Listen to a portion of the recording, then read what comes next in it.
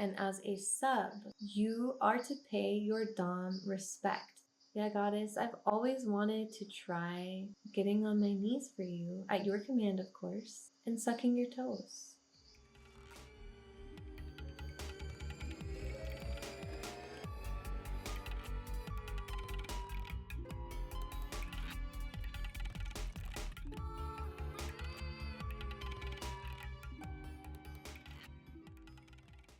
Hello, my sweet Creatrix creature.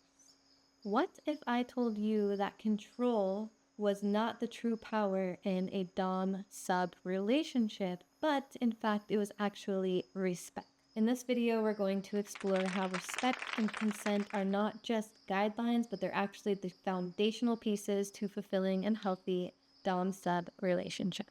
Consent and respect, they are the foundation to a healthy relationship. And when you're going into a vulnerable space, like a scene or a role play scenario, you need to know that you can count on these pillars, these foundational building blocks of the relationship. And respect in general can go levels and layers deep. Ideally, you can reach those levels and layers within your relationship if that's something that you'd like. But if we're talking in a role play or a scene scenario, the fundamental pieces of respect is honoring and respecting each other's boundaries, the limits, the lines, not pushing one that you are not welcome to push. It means respecting and honoring each other's emotional state and mental state and the comfort levels of your partners and yourself, honestly, too. And for myself, just personally speaking, that respect piece should go so far as to be this respect and appreciation and honoring of the heart and the soul of my sub, of myself, of the unique expressions of life that is each of us. And as a sub, you are to pay your Dom respect. That's something that it's not just a spoken word like yes, mistress, or yes, goddess. Your respect is to shine through everything you say, everything you do, the way that you carry yourself, the way that you look at her. You should be generating, you should be living in this energy of respect. Respect yourself enough to serve a woman who's worthy of your respect and who will respect you back. Moral of that story. The safe words should always be there as an option and as a fail-safe. That's both for the Dom and the sub. When you're going into a scene or you're going into some role play scenario, obviously like consent has been given, but consent is not just like a one-time thing. It's not just like, oh yeah, check, done. Like this should be something that is an ongoing process. And if you plan the scene a week before you get into it, or even an hour before you get into it, don't just assume because consent was given in the negotiation stage that it is holding all the way through, because things can change, people change, and be willing and ready to adjust and recalibrate and check in as necessary. There are organic ways that you can check in. There are more straightforward ways that you can check into, and we'll get into that a little bit later into this video. So setting the stage for your scene or for your play, we have the prep work, and we were already kind of talking about that, like those foundational pieces. Another one of those pieces is clear communication, and I cannot stress this enough. It should have been obvious in everything that I already just said, but let me communicate this very clearly. Clear communication is essential.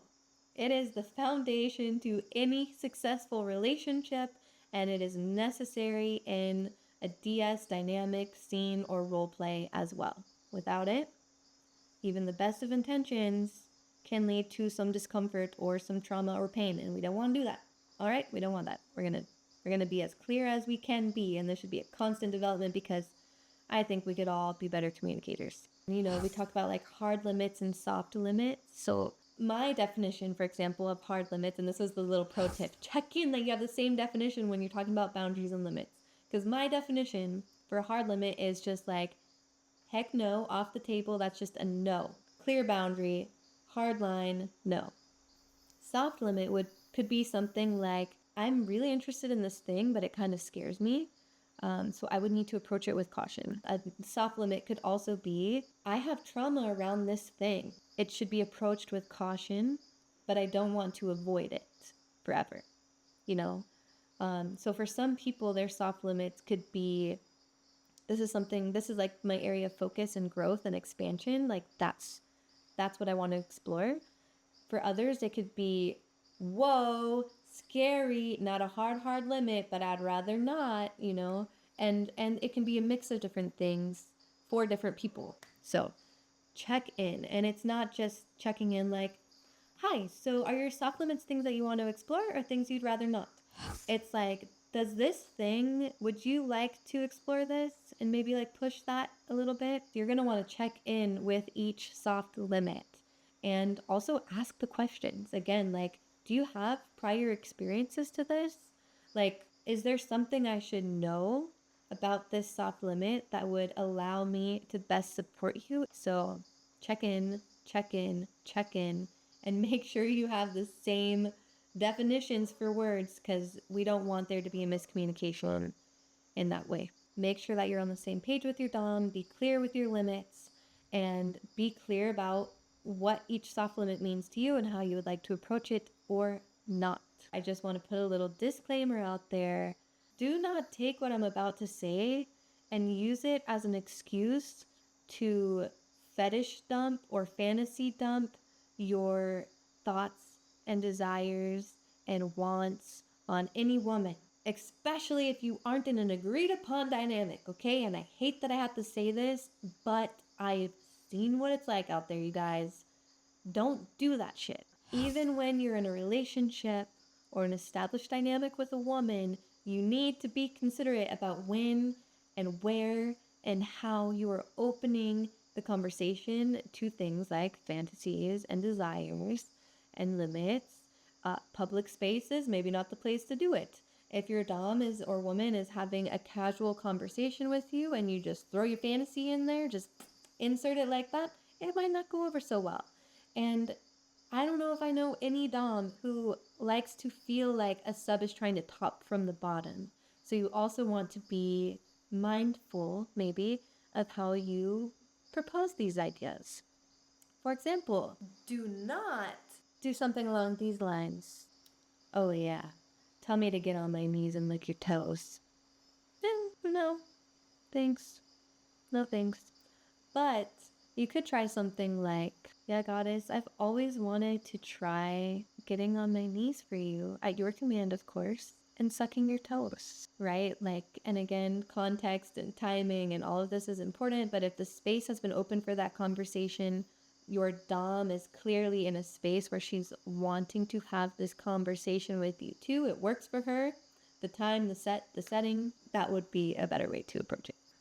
And now when you're having these conversations, keep in mind, oftentimes this negotiation piece or this conversational piece of desires and needs, of limits and boundaries and all this good stuff, that's just that. It's a conversation, it's a discussion, and I know it can be very hard to just have a conversation when you start getting riled up, okay?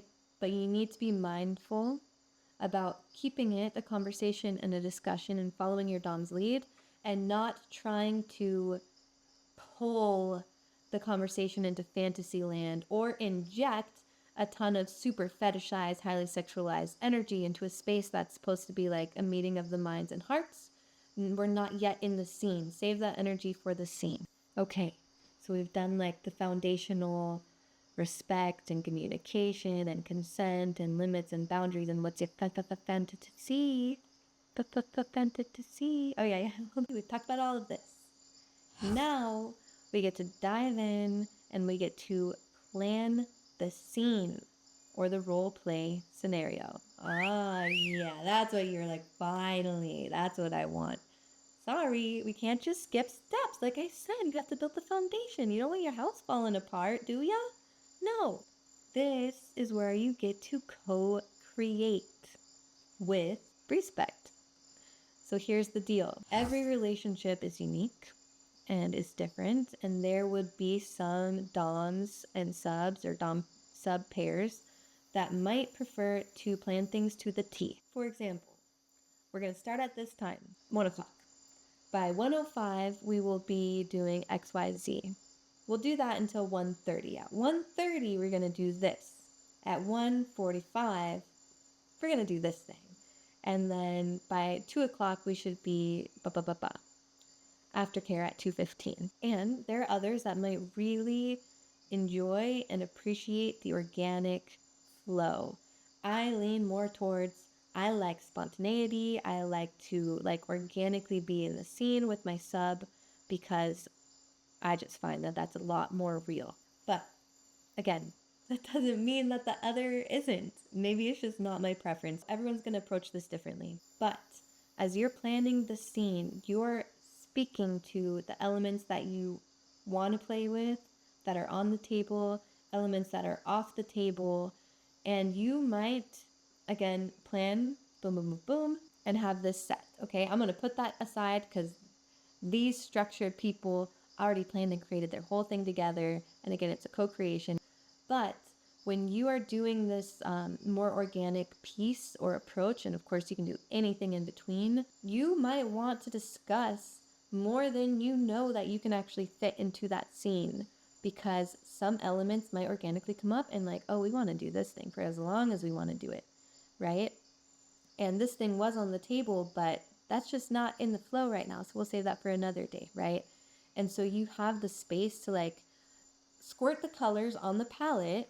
These are all agreed upon colors. And when you go into the space, you can paint with any of those, as many or as little as you want. The respect comes into play here when, and this is in all of these situations, by the way, it comes into play here when you're discussing what's on the table and what's not. Because someone might say, I really want this shade of yellow in there. We're going with the paint thing, okay? I really want this shade of yellow. And the other partner could say, I'm not feeling that shade of yellow. I'm sorry. And this person over here, we've talked about this. It's not even one of your soft limits. No, I want the yellow. Or they could respect how this person is feeling, respect what they are co-creating, and have a discussion. And when it's called for, be willing to forego something and not make it a problem and not guilt the other person for it or shame the other person for it. It doesn't mean don't have your feelings. Maybe you genuinely feel disappointed because you would like to play with the yellow paint or paint with the yellow paint. But it's one thing to have your feelings and process them, and it's another thing to project it and make it a problem and disrespect the other person's desires or wants or needs. So the whole planning conversation should be infused with respect. And you should also respect each other enough to be flexible and adaptable when the day comes and you're playing in the scene. Okay, so your scenario's planned. Now it's time to set the space. Doms. Most of this, again, is going to fall on you. Isn't it great, all this responsibility? Well, here's the fun part. There are some pieces that you can delegate to your sub. So, for example, I need you to wash those sheets and make the bed. I want hospital corners. I want it flat, no wrinkles. You need to vacuum the carpet and whatever. You can delegate tasks. But it is your job to see to it that the space is being created and held and it's safe and comfortable for everyone. And so you're also going to want to think about things like setting the mood or the tone, maybe incense and lighting and temperature, okay? You're also going to want to make sure that you have all of the props and tools and privacy that's needed for your scene. And if you have a preference for aftercare, or if your sub has a preference for aftercare, and there's objects or food or water or comfy things that are enjoyed or required, make sure that you have those on hand and accessible and easy to get to as soon as scene is, or roleplay is finished. And so subs, that means if you are in the position to be able to support your dom in setting this space for you, do what she asks. You are creating this space for both of you. And the last little piece in prepping the space and preparing the space is making sure that we're prepared here too. So check in on your subs' mental and emotional state, doms, and check in on your own mental and emotional state. And so this goes for both dom and sub. You need to check in with yourself first though. Check in and get clear with yourself first, because you can only be as clear with your partner as you are with yourself.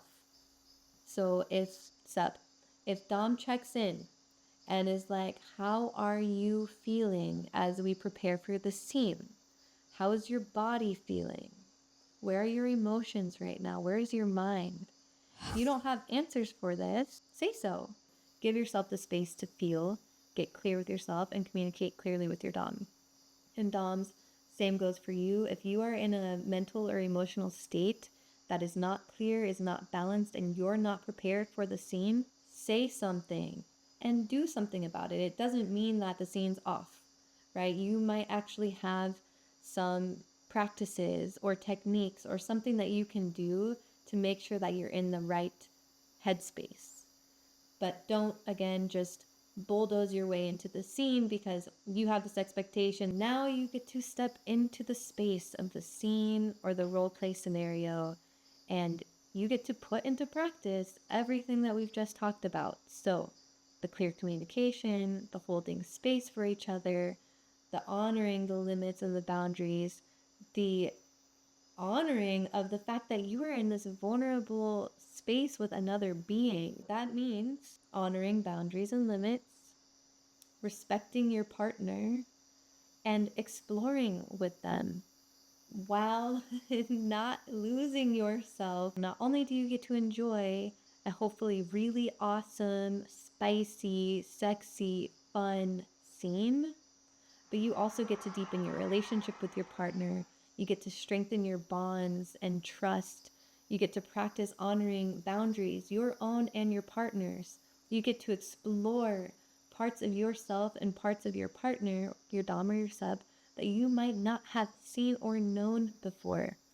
You get to do all of this in this safe space and container because you put in the time, the effort, the energy, the love, the work to weave this container together tightly with coherence and integrity and honor, and then enjoy that space. So I hope and I trust that all of this has been helpful, that you can take little bits and pieces to strengthen your own practice and your own relationship with your Dom or your sub. I know that was a lot of information. Well, actually, who gives a fuck? My video can be as long as I want it to be. Are you feeling better prepared for your next DS scene or roleplay session? Good. That is my hope. That is my wish for you. Subby, before you go, open that description box below, click on that Discord invite link, and join my server. If you're 18 and up, and if you're respectful, then you're invited. And make sure you check out my website. I have applications there for chastity and sessions. And if you're interested in person, I am offering that now. I am traveling. I'm going on tour. We just need to build some rapport first. So we'll start with video calls and audio calls and all that good stuff. But yeah, you can meet me in person. And of course, like, subscribe, and comment, and all the good stuff. Oh, if it's all the good stuff, you have to sign up for all my fan sites too. Don't forget that, and get some good clips while you're at it. Got clip sites as well. I'll just post the link with all the things that you love, and have fun. Alright, I'll see you on the next video. Fucking A! That was forever and a decade!